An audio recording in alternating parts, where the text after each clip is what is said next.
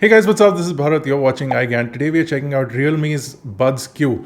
Now, these are the second earphones that we are testing from Realme, and after the previous edition of the earphones that we reviewed, I was not hoping for anything great from these, and I was actually thinking of not reviewing them, but they did surprise me in certain aspects. So let's quickly get into the review and see if these are worth buying.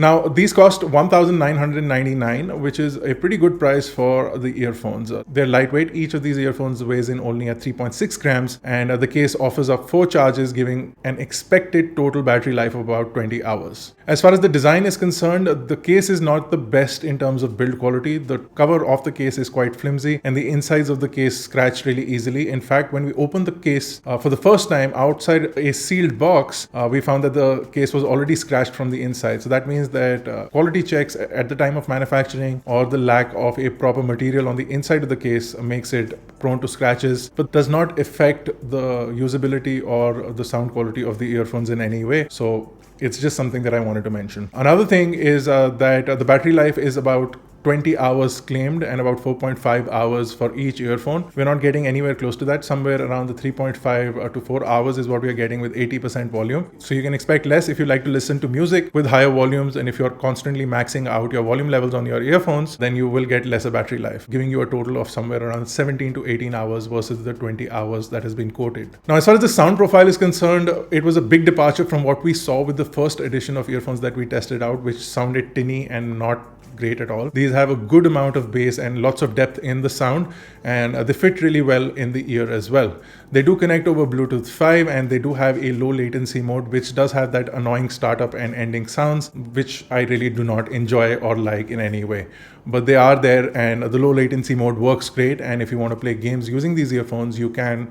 And if your phone does have Bluetooth 5.0, you will get that low latency mode on these earphones. Now, the earphones sit quite snug in your ear, and they're also IPX4 water resistant as well as sweat proof. So that means that if you are going to be using these for workouts, you will not have any issues with sweat damaging them, which is a good feature. We didn't get a lot of time to test that out, but they are water repellent. We did spray them with some water and found that they work fine after that. As far as the earpieces are concerned, you get 3 ear tips, and the medium ones are already on the earphones, and small and large are included inside the box. There's also a micro USB cable to charge up the earphones. No wall break is included, which is generally the case with earphones like these. I do not really enjoy the big Realme logo on the earphones. It could have been a slightly subtler design, but the earphones do have that logo, and it's not the greatest, but people have their own personal choice. Maybe some people really like that logo. Because of the fit being really good, and because you have varied ear tips, there is good amount of isolation, and hence you get good amounts of bass, a good low mid-range as well,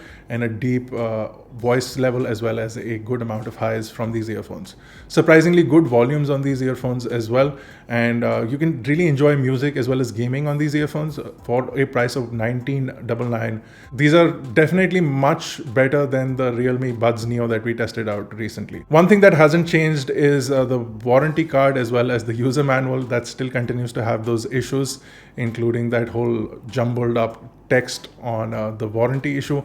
So still not a lot of quality control with respect to packaging and build, including this exterior case, which I feel could have been of a much better quality, a better hinge on the top plastic. The top plastic itself is really cheap and flimsy. The earphones themselves are pretty good, and for a price of $1,999, they're a good pair. Lots of other options in the market at this moment, but if you are already on a Realme side of things, if you already own a Realme smartphone, you could possibly get these. I still wouldn't recommend them with respect to what I've seen with respect to some of the claims for battery life and the overall build quality of the exterior case. I personally would not pick these, but if you are looking for these, as far as sound quality is concerned, they're pretty good. That's our review. If you enjoyed it, smash the like button. If you haven't already, smash the subscribe button and hit the bell notification icon. My name is Bharat. I'll see you guys in the next one.